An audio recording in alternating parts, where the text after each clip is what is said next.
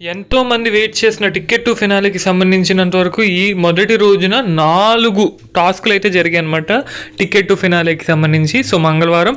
So ఈ day 1లో 4 టాస్కుల్లో ఇప్పుడు ఆఖరి టాస్క్ మన తనూజ గారికి, సుమన్ శెట్టి గారికి జరిగిన 4వ టాస్క్.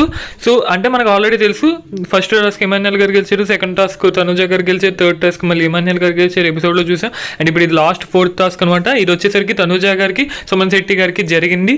అండ్ వీళ్ళిద్దరికి జరిగిన ఈ ticket to finale day 1 4th టాస్క్లో భాగంగా మన సుమన్ శెట్టి గారు అయితే విన్ అయ్యారంట. తనూజ గారు విన్ అయ్యారు అని అయితే ఒక బజ్ వచ్చింది. నేను కూడా అది నిజమే అనుకుని బజ్ లాగానే చెప్పాను, కన్ఫర్మ్ న్యూస్ అని చెప్పలేదు నా ముందు వీడియోలో.